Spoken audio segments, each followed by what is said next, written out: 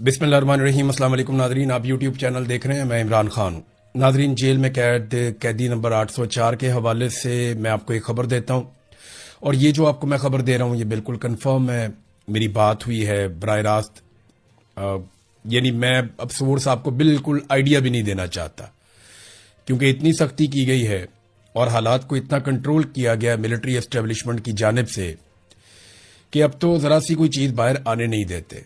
मैंने आपको पिछले दिनों बताया था कि बुशरा बीबी की अगर अपने बच्चों से मुलाकात भी होती है, वो भी अब बंद है, कुछ 4 हफ्ते हो गए मुलाकात नहीं होने दे रहे, तो बुशरा बीबी से भी हलफ लिया जाता है और उनके बच्चों से भी हलफ लिया जाता है कि आप दोनों में से कोई भी खान साहब के बारे में बुशरा बीबी बात नहीं करेगी और बच्चे बाहर जाके कोई बात ही नहीं करेंगे।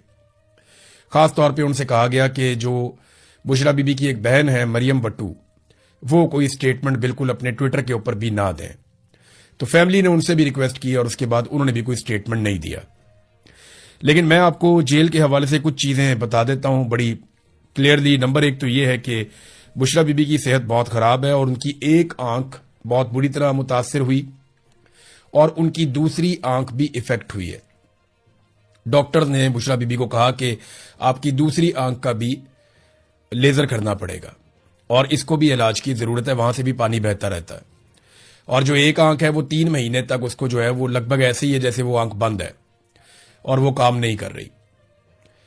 बुशरा बीबी वहां पे चलाती रही बार बार, और उन्होंने अल्लाह और रसूल के वास्ते दिए वहां मौजूद अमले को, और उन्हें बार बार ये कहा कि मेरी आंख खराब हो रही है, मुझे बहुत शदीद तकलीफ है, किसी डॉक्टर को बुला दें। लेकिन अमले ने बिल्कुल कोऑपरेट नहीं किया, बल्कि वहां जो अमला मौजूद है उनमें एक जो अमले की इंचार्ज है खातून, मरियम उसका नाम है। मैं आपको कंफर्म कर देता हूं, खातून का नाम है मरियम। ये जो वहां पे अमला बुशरा बीबी वाले ब्लॉक को देखता है या वहां पे वो मौजूद रहता है सिक्योरिटी पे, क्योंकि वहां खवातीन की जेल में खवातीन का अमला होता है, तो वो मरियम नामी खातून ऑफिसर है वहां पे। उसने बहुत नाक में दम किया हुआ है और वो बहुत बदतमीजी करती है बुशरा बीबी के साथ। ये भी हुआ कि वहां पे 4 खवातीन को तशद्दुद का निशाना बनाया गया अलग अलग टाइम पे, और वो खवातीन चीखे मारती रही सिर्फ बुशरा बीबी को ज़हनी तौर पे अजियत देने के लिए। यानी खवातीन को कहीं और से लाकर यहां करीब पहुंचाकर तो तशद्दुद का निशाना बनाया गया ताकि वो टॉर्चर की आवाजें और वो जो चीखे हैं वो बुशरा बीबी सुने। तो इस तरीके से ये इंसान को तोड़ने की कोशिश करते हैं। तो वो अल्लाह के वास्ते दिए, उन्होंने रसूल के वास्ते दिए कि मेरी आंख बड़ी शदीद दर्द हो रही है, कोई डॉक्टर बुला दो। बिल आखिर काफी दिनों के बाद डॉक्टर बुलाया गया।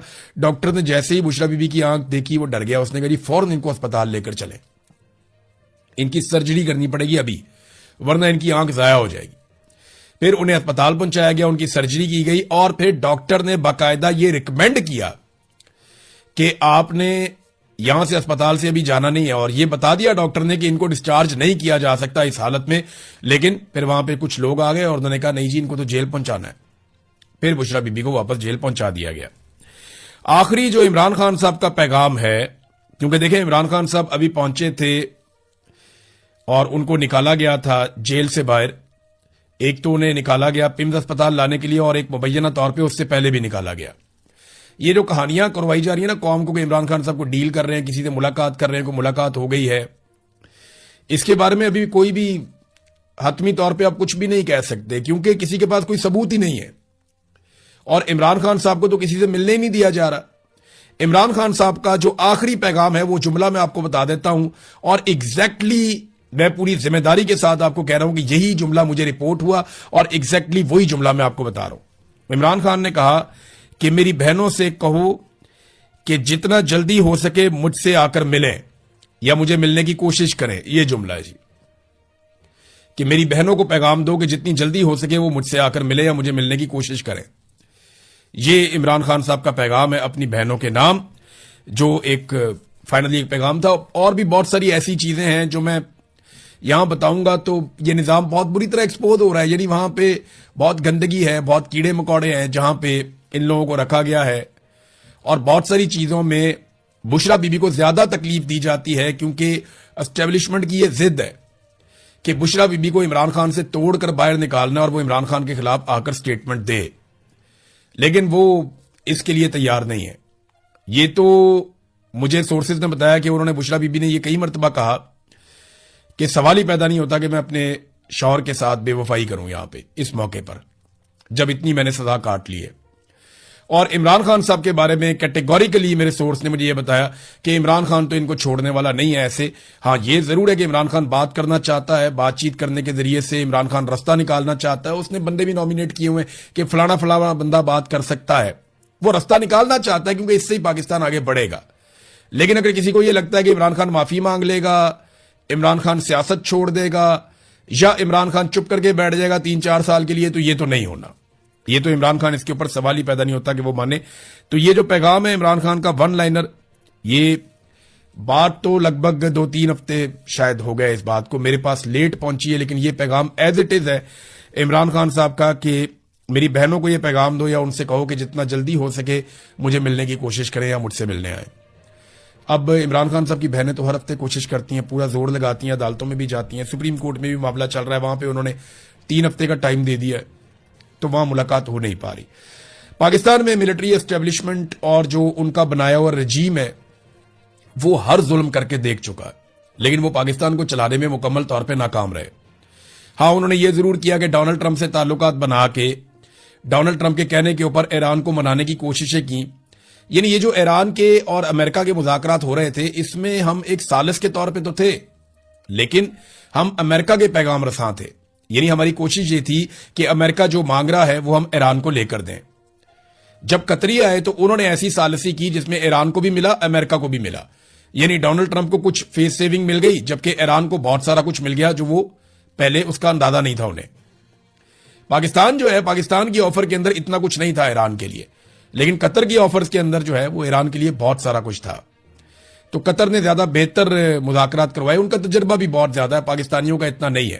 دیکھنا اگر عاصم منیر اور شہباز شریف ڈونلڈ ٹرمپ کا کام کرنے میں کامیاب ہو جاتے، مکمل طور پہ جو ڈونلڈ ٹرمپ کو چاہیے تھا، جو انہوں نے اس سے وعدے کیے تھے، اگر یہ اس کو ایز اٹ از وہ سارا کچھ دینے میں کامیاب ہو جاتے، گو کہ انہوں نے کوشش بہت کی، تو ڈونلڈ ٹرمپ ہو سکتا ہے پاکستان ہی آ جاتا ٹرافی اٹھانے کے لیے، کیونکہ ٹرمپ نے تو ان کو کہا تھا مجھے یورینیم چاہیے، ٹرمپ نے تو کہا تھا کہ آپ نئے ہرمز کو انکنڈیشنلی وہ کھول دیں اور میں صرف جنگ بندی کروں گا۔ شروع تو یہاں سے ہوا تھا معاملہ جو پاکستان نے کیا تھا کہ جناب جنگ بندی کر دیں صرف، لیکن بعد میں جب قطری آئے تو ایرانیوں کی زیادہ باتیں مانی گئی اور امریکنز کی بہت کم باتیں مانی گئیں۔ تو پاکستان کے اندر یہ تقریب نہیں ہوئی، اس کا بڑا افسوس ہوا۔ پھر اس کے بعد یہ تقریب چلی جاتی ہے سوئٹزرلینڈ میں، جنیوا میں، اور پھر شہباز شریف صاحب تیاری شروع کر دیتے ہیں کہ میں جا کے وہاں پہ میزبان بن جاؤں گا اور میں میزبانی کروں گا اور باقی سارے جو ہیں وہ میرے پیچھے چلیں گے۔ انہوں نے جا کے وہاں پہ بکنگ شوکنگ کر لی، وہاں اپنے بندے بھی بھجوا دیے، وہاں تیاریاں شروع کر دی گئیں اور انہوں نے ریہرسل شروع کر دی کہ یہاں پہ یہ کیا جائے گا۔ شہباز شریف کی تقریر بھی لکھ لی گئی، فیلڈ مارشل نے کیا کرنا ہے یہ بھی کر لیا گیا، لیکن ان کی انفارمیشن سے باہر 2 دن پہلے ہی معاہدے کے اوپر دستخط ہو گئے۔ ٹرمپ نے بھی دستخط کر دیے اور دستخط کر دیے ایرانی صدر نے بھی، اور انہوں نے معاملہ لپیٹ کے سائڈ پہ رکھ دیا۔ اب یہ وہاں کیا لینے چاہتے؟ قوم کا پیسہ ہی ضائع کرنا تھا نا، جو انہوں نے پہلے بھی بہت پیسہ ضائع کیا۔ تو ڈونلڈ ٹرمپ نے جو ہے وہ معاملہ لپیٹ دیا، ایرانیوں نے بھی لپیٹ دیا، اور اب یہ بیٹھے ہیں سر پکڑ کے